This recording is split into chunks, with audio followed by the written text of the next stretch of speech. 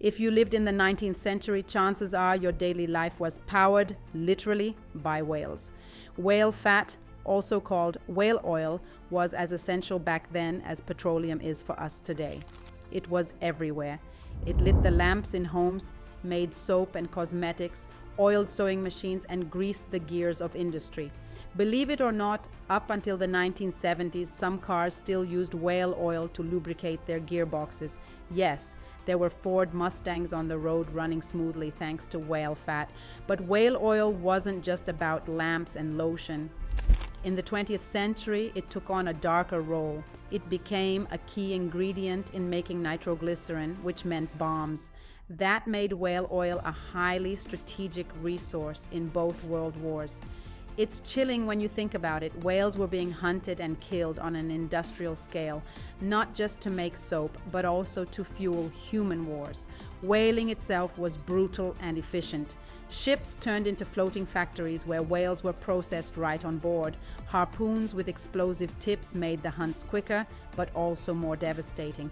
And when demand peaked, entire fleets set sail into the Southern Ocean, the last great stronghold of the largest whales on Earth.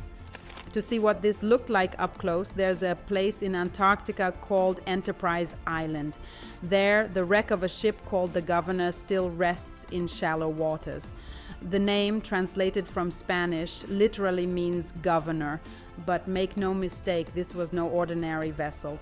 It was a massive floating factory designed for one purpose: to kill and process whales.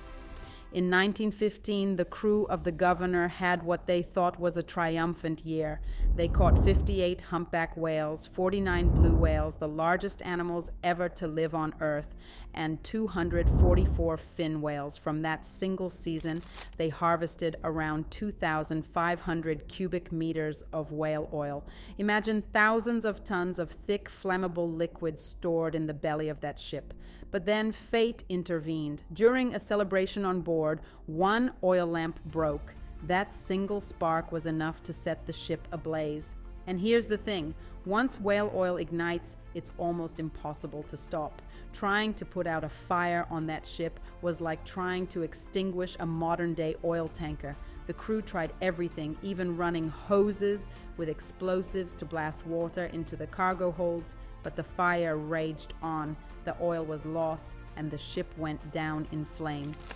The good news is that all 85 crew members survived. They abandoned ship in small open whaleboats, boats like the one that still sits on display today, an eerie reminder of what happened. But the sea, in its own way, had the final word. Not far from the wreck lies a quiet harbor where whales still gather. Travelers today can sometimes see them surfacing there, tails rising from the water as if they're reclaiming the place where so many of their ancestors perished. Almost like it's a memorial, not for the whalers, but for the whales themselves. The story of the Governor is just one chapter in the much larger history of whaling. By the mid-20th century, whale populations were collapsing under relentless hunting. Blue whales, once numbering in the hundreds of thousands, were driven to the brink of extinction. Eventually, international outrage grew, and by the 1980s, most commercial whaling was banned under the International Whaling Commission. But the legacy of whale oil is a sobering one. It reminds us how entire ecosystems and the largest animals ever to live were exploited to fuel human progress, comfort, and war. And it forces us to ask, what resources are we treating the same way today? Oil, rare earth metals, plastics? History has a way of repeating itself. So next time you see a whale breaching, think about how close we came to losing them entirely. And think about the strange twist of fate that, a century ago, the very fat of these animals lit our streets, greased our machines, and even exploded in our bombs.